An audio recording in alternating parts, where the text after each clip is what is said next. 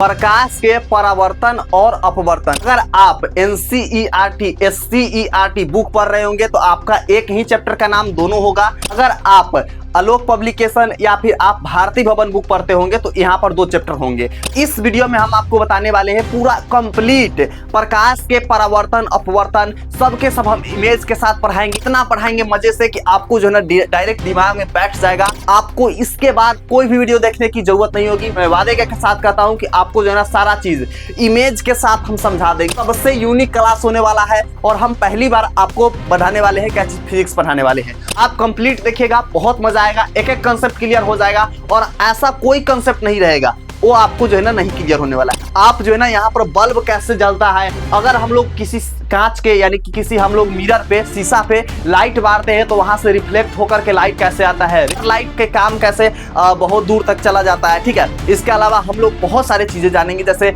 सूर्य का प्रकाश पानी में पड़ता है या पानी में हम लोग का फेस क्यों दिखता है। टोटल चीज आज जो है ना इस वीडियो में कंप्लीट जानेंगे। एक एक चीज आपको दिमाग में बैठा देंगे। ये प्रीतम भैया 10th स्टार पे पहली बार लाए हैं क्या चीज, यहाँ पर प्रकाश के परावर्तन और अपवर्तन। तो चलिए ना भैया शुरू करते हैं, बहुत मजा आएगा। वीडियो को स्क्रीन पर आप क्या कीजिए, फटाक से लाइक कर लीजिए वीडियो के और एकदम तैयार हो जाइए। एकदम अंगूठा वाला क्या कर लीजिए, कमेंट में आप जो है ना एक्स्ट्रा में भेज दीजिए। ठीक है, यानी कि इमोजी भेज दीजिए। यहाँ पर क्या है, प्रकाश के परावर्तन यानी रिफ्लेक्शन, क्या है रिफ्लेक्शन ऑफ लाइट, और तथा प्रकाश का अपवर्तन यानी कि रिफ्रैक्शन ऑफ लाइट। क्या है, रिफ्रैक्शन और रिफ्लेक्शन। ठीक है, ये आपके दो तरीके के होते हैं। तो चलिए यहाँ पर पहला तो है ना सीधी रेखा में गमन, यानी कि आप जो है ना कभी भी प्रकाश जो है ना सीधी रेखा में क्या करती है, गमन करती है। ठीक है, तो आपको याद रखना है। लेकिन अगर बात किया जाए वही जैसे प्रकाश है, यानी कि मान लीजिए यहाँ पर हम लाइट जलाएंगे। ठीक है, लाइट इस तरीके का होता है ना, इस तरीके का लाइट होता है। आप लोग देख लीजिए कैसे लाइट होता है, इस तरीके का लाइट रहता है। तो अगर यहाँ पर कोई हम लोग का वस्तु रखा हुआ है, मान लीजिए यहाँ पर क्या है,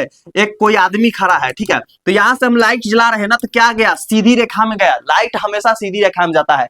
लेकिन जब भी हम कोई भी ध्वनि सुनते हैं, ध्वनि मतलब क्या, गाना सुन रहे हैं ना, कोई भी गाना सुन रहे हैं, तो गाना यानी कि वेव जो होता है ना हमेशा टेढ़ी मेढ़ी रेखा में जाती है। जो गाना सुनते हैं ना, चाहे ईयरफोन से सुन रहे हैं या फिर कहीं डीजे में बज रहा है, तो वो जो है ना ऊपर नीचे होकर के आवाज आता है, सिग्नल आता है, आवाज यानी। ठीक है, दूसरा यहाँ पर समझिएगा, जैसे आप लोग ललटेन जलाते थे, अभी तो नहीं है लेकिन पहले बहुत जमाने में जलता था। ठीक है, तो ललटेन से क्या आता है, प्रकाश आता है। मोमबत्ती से प्रकाश आता है, सूरज से प्रकाश आता है। और किसी भी वस्तु पर जब प्रकाश पड़ता है तभी हमें वो वस्तु दिखाई देता है, मतलब अंधेरा में नहीं दिखाई देगा। अगर मान लीजिए कि यहाँ पर कोई रखा हुआ है, मान लीजिए यहाँ पर क्या रखा हुआ है, एक कंप्यूटर रखा हुआ है। ठीक है, कंप्यूटर या फिर आपको जो है ना कोई भी सामान यहाँ पर वस्तु रखा हुआ है, तो कंप्यूटर तभी दिखाई देगा जब यहां से हम टॉर्च लेकर के यहाँ पर लाइट जलाएंगे। ठीक है, तो बहुत मजेदार चैप्टर है, मतलब एकदम मजा आ जाएगा ऐसा है। ठीक है, चलिए ना भैया यहाँ क्या हम छोटा मोटा समझेंगे, डिटेल्स में समझते हैं। ठीक है, ठीक है, सबसे पहला यहाँ पर है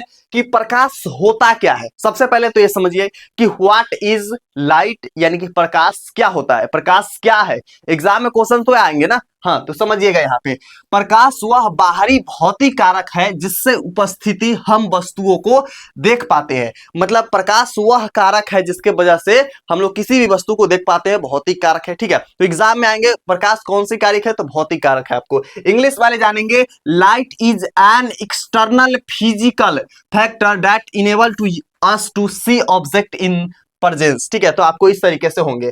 नेक्स्ट है प्रकाश के गुण, यानी कि प्रकाश में ना कौन कौन सा गुण है, यानी प्रॉपर्टीज ऑफ लाइट, प्रकाश में कौन कौन से गुण है। तो गुण को समझिएगा यहाँ पर। पहला गुण तो यहाँ पर आएंगे, एग्जाम में पूछे भी जाएंगे कि प्रकाश हमेशा सीधी रेखा में गमन करती है। दूसरा गुण है यह जो है ना अदृश्य है, यानी कि इसको हम देख नहीं पाते हैं। ठीक है, तीसरा चीज विद्युत चुंबकीय तरंग है। ठीक है, और चौथा चीज निर्वात में चाल, यानी सबसे अधिक होता है प्रकाश में निर्वात के चाल। ठीक है, तो आपको ये चीज याद रखना है। कितना होता है यहाँ पे, तो समझिएगा यहाँ पर 3 गुने 10 के पावर 8 मीटर प्रति सेकेंड होता है। ठीक है, तो आपको इस तरीके से याद रखना है।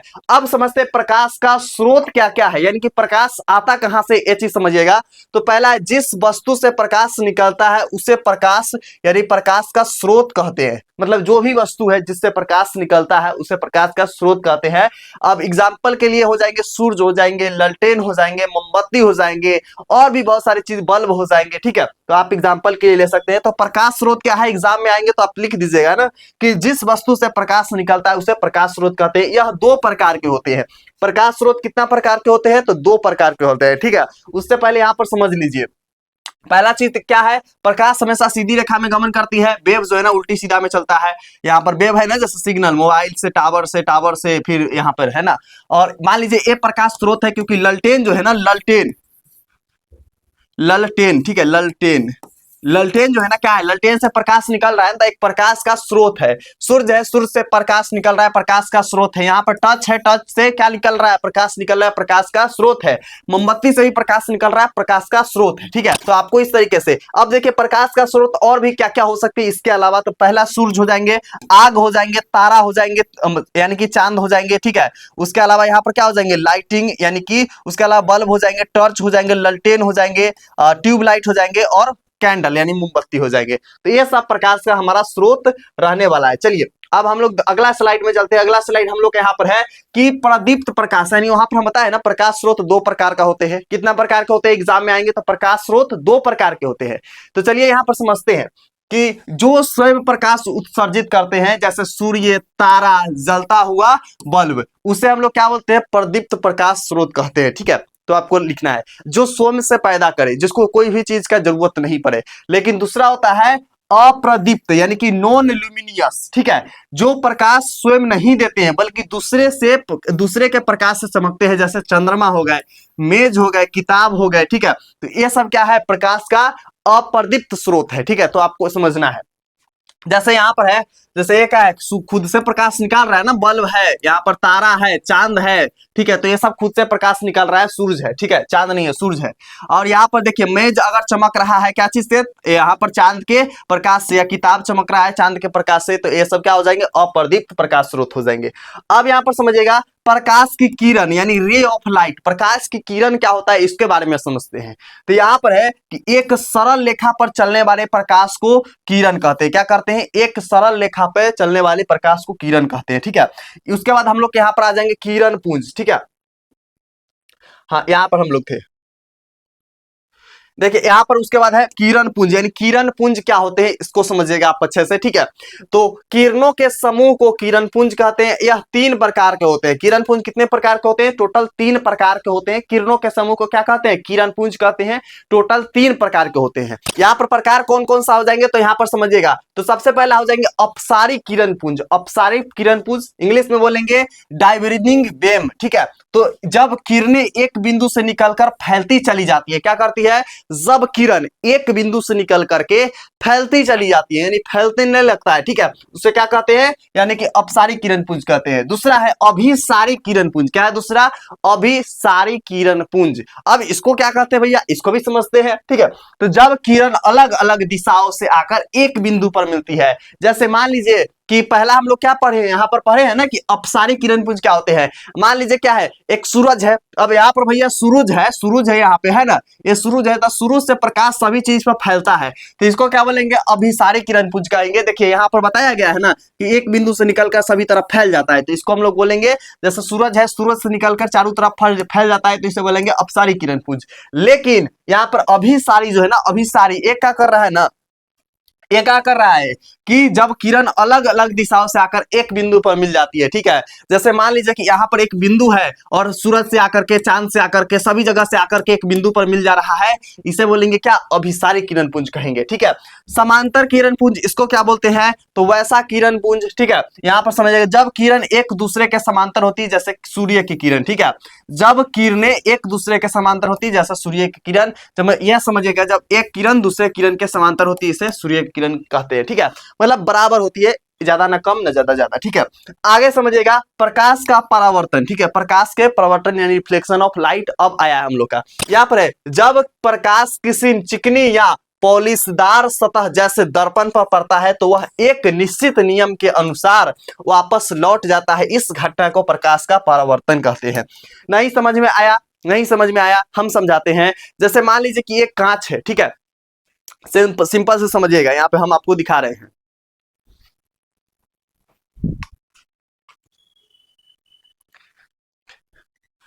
देखिए जैसे कि एक क्या है, कांच है, एक कांच है ना, कांच है, तो इस पे अगर हम लाइट जलाते हैं, इस पे क्या करते हैं, लाइट जलाते हैं, तो यहां से टकरा करके फिर से लाइट क्या चल जाएगा, वापस चला जाएगा। यहां से हम लाइट जलाते हैं, इस पर टकरा करके फिर से वापस चला जाएगा, तो इसी को बोलते हैं क्या चीज, प्रकाश का परावर्तन कहते हैं। अब परावर्तन बहुत सारी चीजें में हो सकती है, ये नहीं कि सिर्फ कांच पर ही होगा, बहुत सारी चीजें में, जैसे सूर्य का किरण आ रहा है क्या चीज पे, नदी में आ रहा है, नदी से आकर के फिर से टकरा करके वापस चला जा रहा है, क्या, प्रकाश का परावर्तन हो गया। यानी जो भी चीज से वापस टकरा करके चले जा रहा है उसको प्रकाश के परावर्तन कहते हैं, सिंपल सी लैंग्वेज में आप समझिएगा। जैसे देखिए यहाँ पर कोई भी लाइट आ रहा है, इस सतह से टकरा करके वापस चला जा रहा है, ऐसे करके टेढ़ा, मतलब कोई भी प्रकाश आएगा तो मान लीजिए सीधा आएगा तो सीधा थोड़ी जाएगा, इस तरीके से आ रहा है तो फिर इधर भाग जाएगा, है ना, उसका अपोजिट भागता है, जिस तरीके से आया उसका अपोजिट भागता है। तो इस तरीके से आप समझिएगा यहाँ पे, समझे। चलिए अगला हम लोग समझेंगे यहाँ पर, अगला क्या है भैया जी, तो यहाँ पर रहेंगे वो है प्रकाश के परिवर्तन के नियम कितने होते हैं, तो दो नियम होते हैं। परिवर्तन के टोटल दो नियम होते हैं, आपको याद रखना है, एग्जाम में आपके पूछे भी जाएंगे कि परिवर्तन के कितने नियम हो जाएंगे, ठीक है। तो यहाँ पर है, पहला है कि आपतन कोण परावर्तन कोण के बराबर होते हैं, यानी आई इक्वल टू क्या होते हैं, आर होते हैं, ठीक है, आई इक्वल टू आर होते हैं, यानी आपतन कोण परावर्तन कोण के बराबर होते हैं। दूसरा है आपतित किरण, परावर्तित किरण और आपतन बिंदु पर खींचा गया अभिलंब तीनों एक ही तल में होते हैं। तो आप ये दो कंसेप्ट को समझिएगा, एग्जाम में आपके आ जाएंगे। प्रकाश के परावर्तन के कितने नियम है, तो आपको दो नियम याद रखना है, आपतन कोण परावर्तन कोण के बराबर होते हैं, आपतित किरण अपवर्तित किरण तथा आपतन बिंदु पे डाला गया अभिलंब तीनों एक ही तल में होते हैं। तो ये दो कंसेप्ट को आपको याद रखना है। नेक्स्ट है प्रतिबिंब। अब इमेज यहां पर आ रहा है, प्रतिबिंब कैसे बनता है इस चीज को आप अच्छे से समझिएगा। वैसे मेरा अगर प्रतिबिंब कैसे बन रहा है, किसी भी वस्तु का प्रतिबिंब कैसे बनता है, तो किसी बिंदु स्रोत से आ रही किरण परावर्तन के बाद जिस बिंदु पर मिलती है या मिलती हुई प्रतीत होती है उसे प्रतिबिंब कहते हैं। यानी कि कोई भी वस्तु पर आ रहा है प्रकाश और उसके अपोजिट डायरेक्शन में प्रतिबिंब बनता है ना, किसी भी चीज से आ रही प्रकाश उसके अपोजिट डायरेक्शन में प्रतिबिंब बनती है, उसे हम लोग बोलते हैं प्रतिबिंब बोलते हैं ना। यह मुख्य रूप से दो प्रकार के होते हैं। प्रतिबिंब कितने प्रकार के होते हैं, दो प्रकार के होते हैं, तो आपको याद रखना है।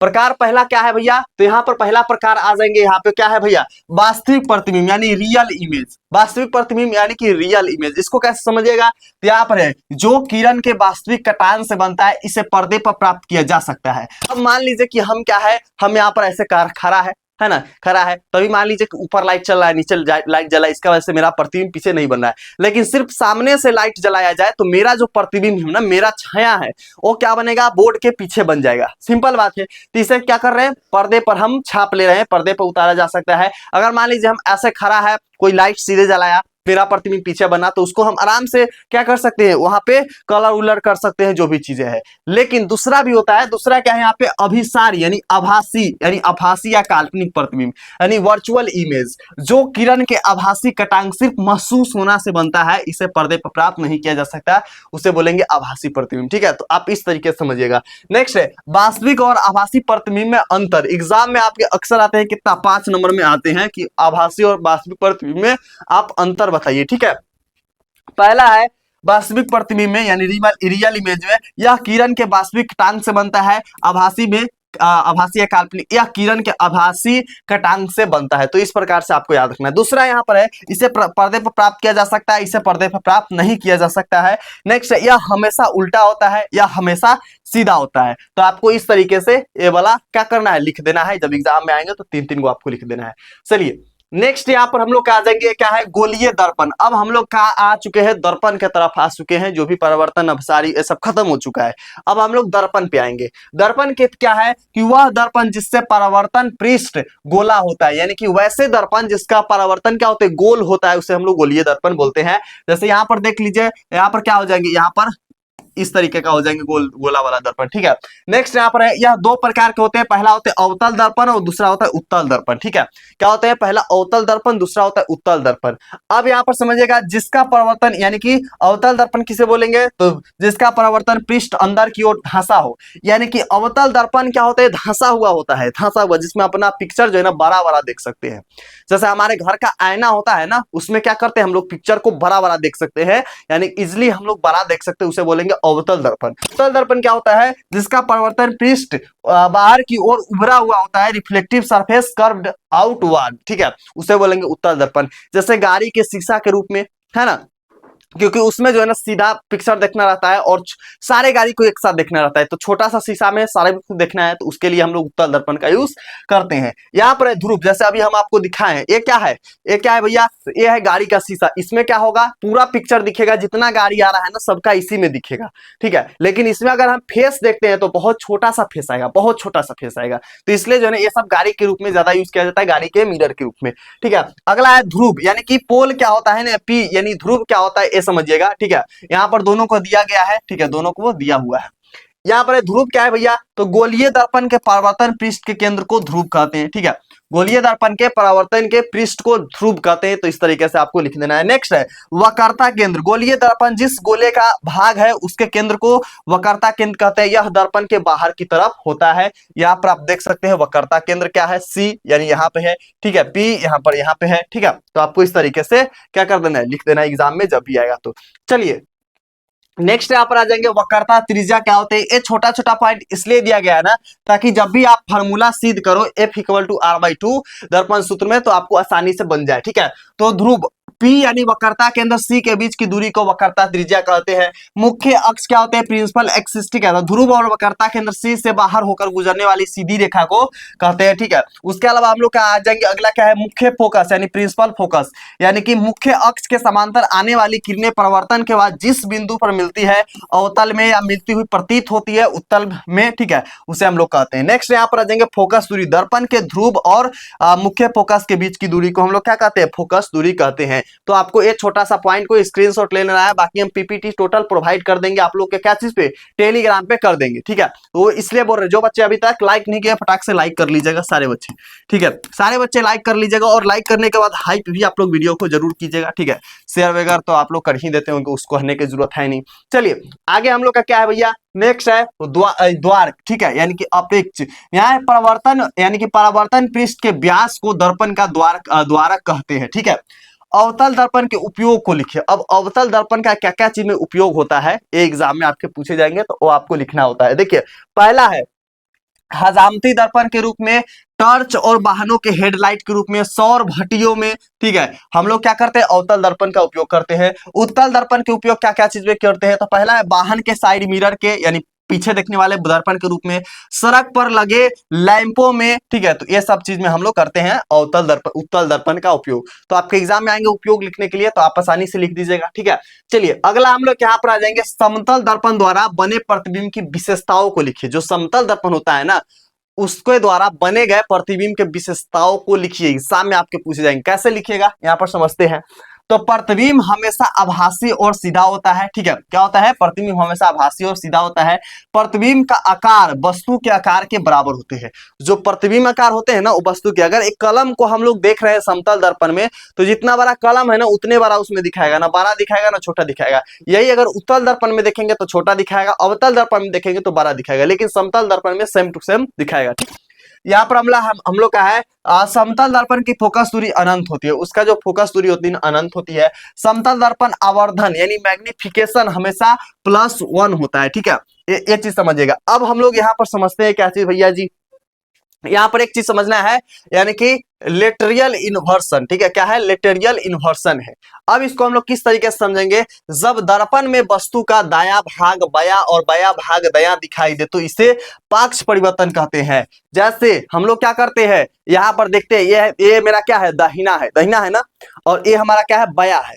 तो हम लोग आईना में देखते हैं तो दहिना दहिना दिखता है, बाया बाया दिखता है। लेकिन अगर मान लीजिए कि उल्टा उसमें दिखने लगे, उल्टा दिखने लगे, तो इसी को हम लोग बोलते हैं क्या चीज, तो यहाँ पर बोलेंगे पाक्ष परिवर्तन कहेंगे, लेटरियल इन्वर्सन बोलेंगे, ठीक है। तो इस तरीके से एग्जाम में आपके आएंगे लेटरियल इन्वर्सन क्या है, पाक्ष परिवर्तन क्या है, तो आपको लिखना होगा। चलिए आगे हम लोग यहाँ पर आ जाएंगे अवतल उत्तर और समतल दर्पण को छूकर बिना छुए कैसे पहचानेंगे।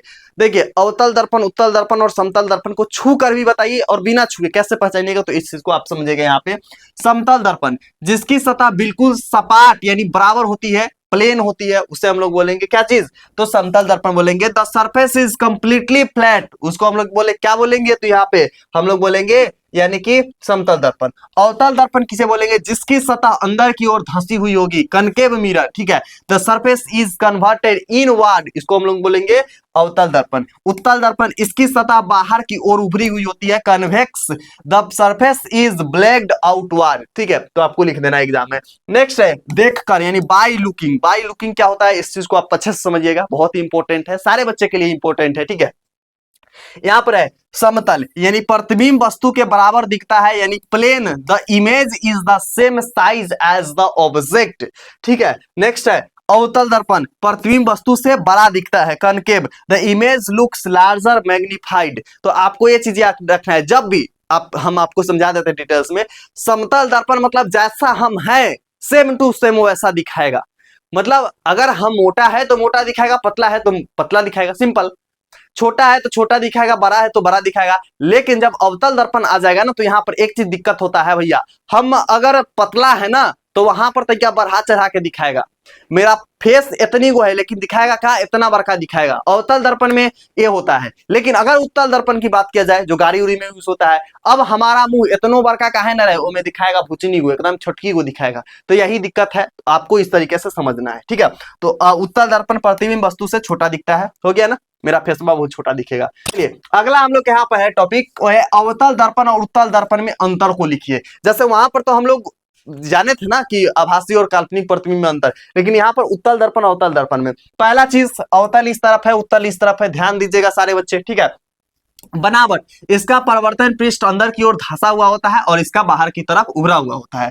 प्राकृतिक में इसे अभिसारी दर्पण भी कहते हैं, ठीक है, क्योंकि यह किरणों को सिकोड़ता है। और इसे अपसारी, अपसारी और अभिसारी में याद रखिएगा। अभिसारी मतलब अवतल, अभिसारी, अपसारी मतलब उत्तल, ठीक है, तो आपको याद रखना है। तो यहां पर आते हैं अगला, प्रतिबिंब। यह वास्तविक और आभासी दोनों तरह के प्रतिबिंब बना सकता है। क्या आते हैं ये, वास्तविक और आभासी दोनों तरीके के, मतलब एक तरीका के नहीं, दोनों तरीका के बना सकते हैं। लेकिन दिक्कत वाला बात यहां पर आता है उत्तल दर्पण कन्वेक्स मिरर में, कि यह हमेशा आभासी और सीधा प्रतिबिंब बनाता है। क्या करता है, आभासी और सीधा प्रतिबिंब बनाता है। ये दोनों तरीका से नहीं बना सकता, ये सिर्फ एक तरीका से बनाएगा। अगला हम लोग यहाँ पर आ जाएंगे, क्या है, प्रतिबिंब का आकार वस्तु से छोटा या उसका जो है ना बराबर या बड़ा हो सकता है। लेकिन इसमें हमेशा वस्तु आकार से बड़ा ही होता है, ठीक है, सॉरी, यहाँ पर हमेशा छोटा ही होता है। उत्तल दर्पण हमेशा वस्तु से छोटा ही बनाता है प्रतिबिंब को, ठीक है। तो आपको ऐसा पॉइंट लिख देना है, 4 पॉइंट लिखेगा एग्जाम में 5 नंबर मिल जाएगा। चलिए नेक्स्ट आ जाएंगे, अवतल दर्पण की 6 स्थितियां।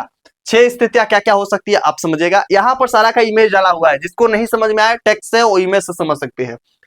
प्रतिबिंब यानी एफ इमेज एट साइज जो है ना बहुत छोटा होता है, ठीक है। वस्तु अगर सी पर होना तो क्या होता है, यहाँ पे अगर सी और एफ के बीच में कोई भी वस्तु है तो उसका साइज क्या हो जाएगा, छोटा हो जाएगा, स्मॉल हो जाएगा।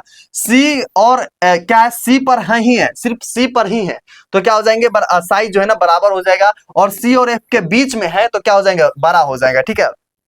और वस्तु अगर एफ पर है तो बहुत बड़ा हो जाएगा। तो आपको इस तरीके से याद रखना है, ठीक है, वो आपको डेटा के साथ वहां पे समझाया गया है। चलिए अगला हम लोग का है अवतल दर्पण की 6 स्थितियां में और भी है पॉइंट्स यहाँ पे।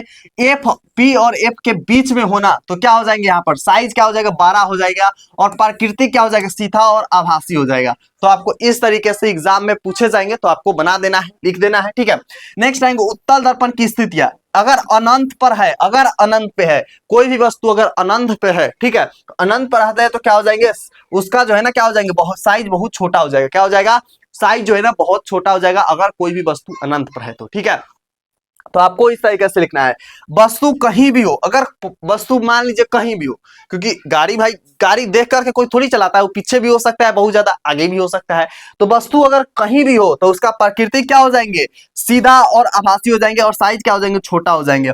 क्योंकि मान लीजिए कि भाई हम कार चला रहे हैं, यहाँ पे कार जो है ना यहाँ पर हम चला रहे हैं और कोई हमारा पीछे से यहाँ पर आईना लगल है और पीछे कोई यहाँ पर है, तो भाई इसका पिक्चर इसको बनाना होगा ना, लेकिन छोटा बनाएगा, छोटा बनाएगा और सीधा बनाएगा। तो आपको इस तरीके से याद रखना है इसको कि उत्तल दर्पण में हमेशा वस्तु छोटा होता है लेकिन 100% बनता है, न बनने का सवाल ही नहीं है, ठीक है। चलिए अगला यहाँ पर आ जाएंगे, गोलीय दर्पण की फोकस दूरी एवं वक्रता त्रिज्या। देखिए एक फार्मूला होता है 1/v + 1/u = 1/f, ठीक है। ये सिद्ध करने वाला आ जाएंगे और ये आपका टोटल रहना है फार्मूला। तो इसको हम सिद्ध करके बताएंगे। जो बच्चे को सिद्ध करने नहीं आता है तो वो लोग क्या लिख दीजिएगा, आप लिखिएगा prove that, PROVE, prove that, ठीक है। प्रूव डैट आप जो है ना सारे बच्चे कमेंट कर दीजिएगा, हम इसका लिंक दे देंगे, एक अलग वीडियो हम इसका बनाएंगे एकदम आसान भाषा में, और आप लोग को लिंक दे देंगे, तो आप लोग जो है ना उसको देख करके कंप्लीट कर सकते हैं, ठीक है।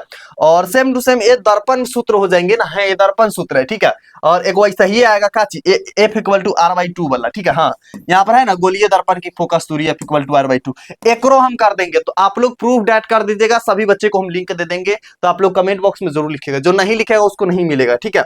चलिए अगला यहाँ पर हम लोग क्या आ जाएंगे, अब आते हैं परावर्तन अपवर्तन की तरफ, ठीक है। क्या आते हैं अब, अपवर्तन की तरफ आते हैं। तो अपवर्तन के हम लोग इतना अच्छे से क्लास करेंगे ना भैया कि जिंदगी में आप कभी नहीं भूल पाइएगा, जो हम बता देंगे दिमाग में बैठ जाएगा। परावर्तन जैसे बताए ना, वैसा ही सेम टू सेम आपको अपवर्तन भी बता देंगे, दिमाग में बैठ जाएगा, आप कभी नहीं भूल सकते, कभी नहीं भूल सकते, इतना आसान में समझा देंगे। चलिए ना भैया बढ़ते हैं यहाँ पे अपवर्तन की तरफ। देखिए अपवर्तन क्या है, प्रकाश का अपवर्तन यानी रिफ्रैक्शन ऑफ लाइट। क्या है, रिफ्रैक्शन ऑफ लाइट। वो हम लोग का क्या था, रिफ्लेक्शन ऑफ लाइट, और ये है रिफ्रैक्शन, रिफ्लेक्शन और रिफ्रैक्शन, ठीक है। तो आपको याद रखना है, यहाँ पर है जब प्रकाश की किरण एक पारदर्शी माध्यम से दूसरे में जाती है तो वह अपने मार्ग से जाती है, इसे प्रकाश का अपवर्तन कहते हैं। वहां पर क्या हो रहा था, अगर कोई लाइट जैसे ये मिरर है, ये मिरर है, ठीक है। तो वहां पर क्या हो रहा था, अगर हम यहाँ से टॉर्च मारे ना, यहाँ पर लाइट जलाए ना, यहाँ पर कोई भी लाइट आया तो लाइट वापस मुड़ जाता था। क्या होता था, लाइट हमेशा मुड़ जाता था दूसरा रास्ता से। लेकिन जो प्रकाश का अपवर्तन है ना, इसमें क्या हो जाएगा, अगर हम जलाएंगे तो भैया एक तरफ से निकल जाएगा, वो मुड़ेगा नहीं, वो बहुत उड़ेगा नहीं, ठीक है। तो आपको समझिएगा कि अगर प्रकाश आ रहा है यहाँ से तो क्या हो जाएगा, सीधे चला जाएगा। तो प्रकाश एक माध्यम से दूसरे माध्यम में जाता है, क्या होता है, और तो वह मुड़ जाता है, ठीक है। तो आपको याद रखना है अपवर्तन के नियम। प्रथम नियम ये है, अपवर्तन के भी दो नियम है, जैसे परावर्तन के नियम पढ़े थे ना, कि आपतित किरण, अपवर्तित किरण तथा आपतन बिंदु तीनों एक ही लंब में होते हैं, ठीक है, इस तरीके तल में होते हैं। आपतन कोण परावर्तन कोण के बराबर होते हैं, दुगो पढ़े थे ना। अब यहाँ पर समझिए एक नियम समझिए, आपतित किरण, अपवर्तित किरण, अभिलंब तीनों एक ही समतल में होते हैं, तल में होते हैं, समतल में होते हैं, ठीक है। दूसरा द्वितीय नियम है स्नेहन का नियम भी इसको हम लोग कहते हैं। तो आपतन कोण की जया और अपवर्तन कोण की जया का अनुपात स्थिर होता है, इसका फॉर्मूला भी आता है SI sin I by sin R, ठीक है। तो ये वाला फॉर्मूला याद रखना है, यहाँ पर है, ठीक है। यहाँ पर है आपतित किरण वाला, ठीक है। तो आपको इसको इमेज से समझ लेना है। चलिए बाकी आगे हम लोग बढ़ते हैं, आगे क्या हम लोग कहा यहाँ पर आ जाएंगे, वो है अपवर्तनांक यानी कि रिफ्लेक्शन इंडेक्स N और MU, ठीक है, N और MU। तो यहाँ पर समझिएगा बहुत इजी वाला कंसेप्ट है, बहुत ज्यादा इजी वाला कंसेप्ट है, क्या दिमाग में घुस जाएगा, ठीक है। यहाँ पर है यह बताता है कि किसी माध्यम में प्रकाश की चाल कितनी धीमी या तेज है। यह निर्वात में प्रकाश की चाल और माध्यम में प्रकाश की चाल के अनुपात होता है। अब देखिए जैसे हीरा का है, तो हीरा का क्या है, N = 2.42, ठीक है। N = 2.42 यानी कि N = 2.42 है ना। तो सबसे अधिक होता है क्या चीज में, हीरा में अपवर्तनांक होता है, ठीक है। तो हीरे का अपवर्तनांक एग्जाम में ऑब्जेक्टिव में पूछेगा तो आपको लिख देना है। नेक्स्ट आ जाएंगे हीरे का अपवर्तनांक, ठीक है, 2.42 होता है, जो सबसे अधिक होता है, ठीक है। अब आते हैं आवर्धन। आवर्धन भी आपके एग्जाम में आने की मोस्ट चांसेस है, बहुत ज्यादा इंपॉर्टेंट चीज है। तो मैंने जो टॉपिक बताया तो उसको छोड़ना नहीं है, सारे टॉपिक को पढ़ लेना है। जो बच्चे लाइक नहीं किए फटाक से लाइक करके सब्सक्राइब कर लो, क्योंकि first guidance channel of Bihar 10th star.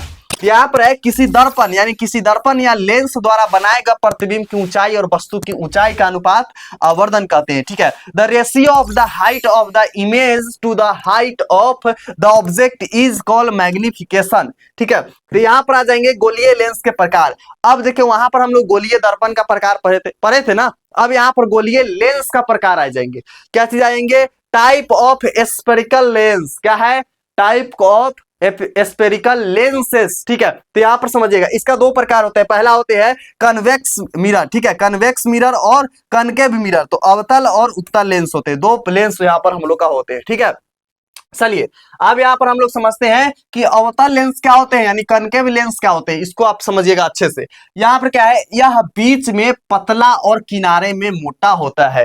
क्या होते हैं, बीच में क्या होते हैं, पतला होते हैं, बीच में पतला होते हैं, क्या है, हाँ, बीच में पतला और किनारे में मोटा होता है, ठीक है। तो ये वाला हो जाएंगे, ये वाला इसका उदाहरण है, ठीक है। ये वाला इसका उदाहरण है कि बीच में पतला और क्या होते हैं, किनारे में मोटा होता है। लेकिन यहाँ पर समझिएगा यह बीच में मोटा और किनारे में पतला होता है, तो इसका ये वाला हो जाएंगे, ठीक है। तो आपको इस तरीके से क्या करना है, चिपका देना है। अगला आ जाएंगे प्रकाशिक केंद्र यानी ऑप्टिकल सेंटर। क्या हो जाएंगे, ऑप्टिकल सेंटर। इसको हम लोग कैसे समझेंगे, समझिएगा यहाँ पे बहुत अच्छे से। लेंस का केंद्रीय बिंदु, यहां से प्रकाश बिना मुड़े सीधे निकल जाती है।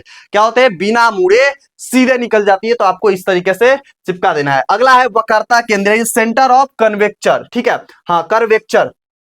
लेंस की सतह जिस गोले का भाग होती है उसका केंद्र, लेंस की दो सी होते हैं। ठीक है, कितना होते हैं, दो सी होते हैं। तो अगला हम लोग का है मुख्य अक्ष। ठीक है, तो दोनों वक्रता केंद्र से गुजरने वाली काल्पनिक सीधी रेखा को हम लोग मुख्य अक्ष कहते हैं।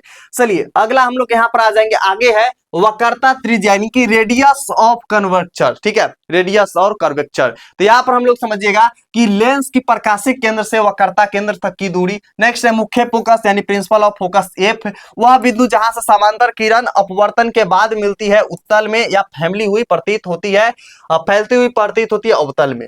फोकस दूरी यानी फोकल लेंथ, यहाँ पर प्रकाशिक केंद्र ओ और मुख्य फोकस एफ के बीच की दूरी। नेक्स्ट है द्वारा लेंस की वृत्ताकार रूपरेखा या प्रभावी व्यास यानी कि लेंस की चौड़ाई। तो आपको यहाँ पर सारा इमेज है, जिसको समझ में नहीं आएगा यहाँ पर आप देख लीजिएगा, आसानी से आपको समझ में आ जाएगा। ठीक है, चलिए आगे हम लोग आ जाएंगे। आगे क्या है, उत्तल लेंस और अवतल लेंस में क्या है अंतर, यानी डिफरेंस ऑफ कनकेव मिरर और कन्वेक्स मिरर। तो यहाँ पर आ जाएंगे, बीच में मोटा होता है, किनारे में पतला होता है, बीच में पतला होता है, किनारे में मोटा होता है। नेक्स्ट है किरण को इकट्ठा करता है, किरणों का इकट्ठा करना है, किरणों को फैलाता है। ठीक है, क्या करता है, किरणों को फैलाता है। अभिसारी लेंस कहलाता है। ठीक है, अपसारी लेंस कहलाता है। प्रतिबिंब वास्तविक और आभासी होता है, प्रतिबिंब हमेशा आभासी और छोटा होता है। ठीक है, तो आपको ये वाला चिपका देना है। यहाँ पर हम लोग आ जाएंगे, नेक्स्ट क्या है भैया, आगे आ जाएंगे उत्तल लेंस की अभिसारी लेंस क्यों कहा जाता है। जो उत्तल लेंस होता है ना उसको अभिसारी लेंस भी क्यों हम लोग कहते हैं, इसको समझिएगा अच्छे से। वैसे बच्चे जो अभी तक सब्सक्राइब नहीं किए हैं फटाक से सब्सक्राइब कर लीजिए एकदम क्लिक करके, और हाँ आप लोग शेयर जरूर कीजिएगा, आपके जितने साथी होंगे। ठीक है, जितने साथी होंगे शेयर जरूर कीजिएगा। और आप लोग को अगर इसी तरीके से सेकेंड चैप्टर चाहिए, ठीक है सेकेंड चैप्टर चाहिए, तो आप लोग सेकेंड चैप्टर भी आप लोग लिख दीजिएगा, जिसको नाम है मानव नेत्र यानी कि मानव नेत्र और रंग बिरंगी संसार। तो यहाँ पर आ जाएंगे, क्या है यहाँ पर उत्तल लेंस का अपसारी लेंस क्यों कहा जाता है। तो उत्तल लेंस प्रकार की समांतर किरणों को एक बिंदु से बटोर कर इकट्ठा कर देता है, इसलिए इसे अपसारी लेंस भी कहते हैं। अवतल लेंस को अपसारी लेंस क्यों कहा जाता है, एग्जाम में आएंगे। ठीक है, यानी कि why is concave lens called is diverging lens. ठीक है, तो यहाँ पर है अवतल लेंस प्रकाश की समांतर किरणों को फैलाकर बिखरा देती है, इसलिए इसे अपसारी लेंस कहते हैं। नेक्स्ट यहाँ पर हम लोग का क्या आ जाएंगे भैया जी, नेक्स्ट यहाँ पर हम लोग का क्या आ जाएंगे, बताइए कहां तक पढ़ाए थे आप लोग को। हाँ, यहाँ पर एक चीज और आते हैं यहाँ पर है कि अवतल लेंस के उपयोग को बताइए, यानी यूजेस ऑफ कनकेव मिरर। ठीक है, कनकेव मिरर। तो यहाँ पर इसका उपयोग निकट दृष्टि दोष को ठीक करने और चश्मे में प्रकाश फैलाने के लिए किया जाता है। तो आपको एग्जाम में आएंगे तो ये वाला चिपका देना है, क्या क्या चीज में यूज किया जाता है, ये वाला आपको एग्जाम में आएंगे चिपका देना है। चलिए आगे हम लोग आ जाएंगे, आगे क्या है अवतल लेंस के उपयोग। तो इसका उपयोग दृष्टि दोष को ठीक करने और सूक्ष्मदर्शी में किया जाता है। जैसे हम लोग माइक्रोस्कोप देखते हैं ना, तो उसमें हम लोग क्या करते हैं, इसका यूज करते हैं, तो आपको याद रखना है। ठीक है, अब एक यहाँ पर फॉर्मूला आ जाएंगे, जैसे दर्पण सूत्र में हम आपको बताए थे ना कि वहां पर प्लस हो जाएगा, यहाँ पर क्या हो जाएगा, प्लस हो जाएगा, लेकिन इसमें क्या हो जाएगा ना, लेंस सूत्र में हमेशा होता है माइनस। क्या होता है, लेंस सूत्र में हमेशा होता है यहाँ पर माइनस। तो ये फॉर्मूला आपको हम सोल्व करा देंगे, जिसको जिसको चाहिए ये वाला फॉर्मूला तो आप लोग लिख दीजिएगा, लेंस फार्मूला FORMULA। जिसको जिसको चाहिए लिंक वो आप लोग लेंस फार्मूला लिख दीजिएगा, इसको हम सोल्व करके बना देंगे। 1 बाई क्या है फार्मूला, तो 1 by V plus V minus 1 by U equal to 1 by F।